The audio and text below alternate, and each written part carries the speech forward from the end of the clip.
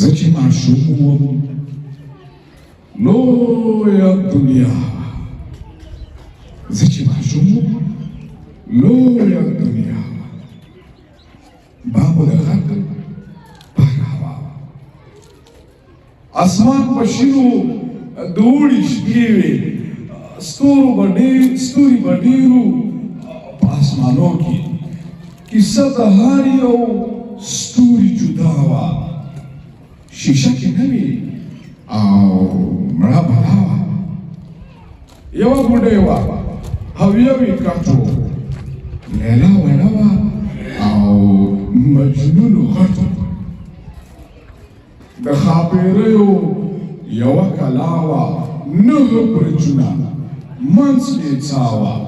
د ستورو لار وه، روان پرې پیر و.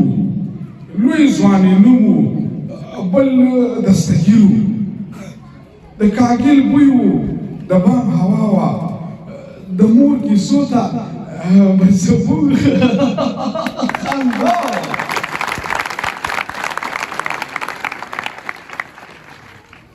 پیر به لکړه کړپ پرې ول پورته. دیوان په لاړل هر یو خپل کور ته. د ښاپېریو اتڼ به جوړ شو، تږی پردیس به په چینه موړ شو. زه چې ماشوم وم بېوزلي وه، خو زه چې ماشوم وم دښمني نه وه.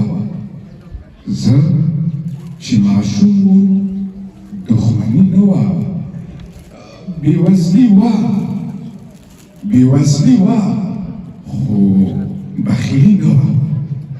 زه چې ماشوم وم دښمني نه وه.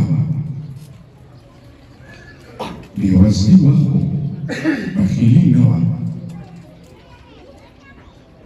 د مور کیسې وې دومره پرېمانه، راتلې د ستورو له ډاک اسمانه. زه چې ماشوم وم سپوږمۍ رڼا وه، ورته د ستورو پنډه رمه وه. د بوډۍ کټ کې پیشو ویده وه. یو مسافر و، اسپه یې سره وه. مسافر تللو د کلا خواته. د کلا برج کې بندي لیلا ته شالیلا وړي هلته دیوانو. شالیلا وړي هلته دیوانو وبندي کړي څو کوډګرانو. مسافر څوک و؟ یو شهزاده و. مسافر څوک و؟ یو شهزاده و. روان د مینې په اراده و چې شهزادګۍ کړي ورنه راخلاصه. دیوان به مات شي د ده د لاسه.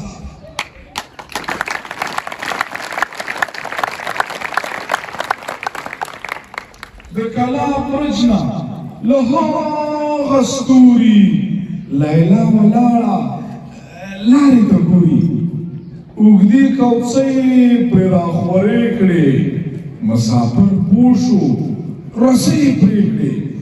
زه چې ماشوم وم ستورو کیسې کړې. زموږ سترګې به دوی ویدې کړې. د زړې غوا هم یوه کیسه وه. یوه یتیمه نجلۍ وړه وه. نیکې به دی و، سره 2 ورونه. د ښاپېریو به و نکلونه. د اوړي شپې وې، د بام کیسې وې. شین چای به دم شو، څه په تاسې وې. سهار به لمر له غره راوخوت. د کیسو خیال به له زړه راووت. ورځ به مو ځان ته په خیال کړه تېره. ټوله دنیا به مو شوله هېره.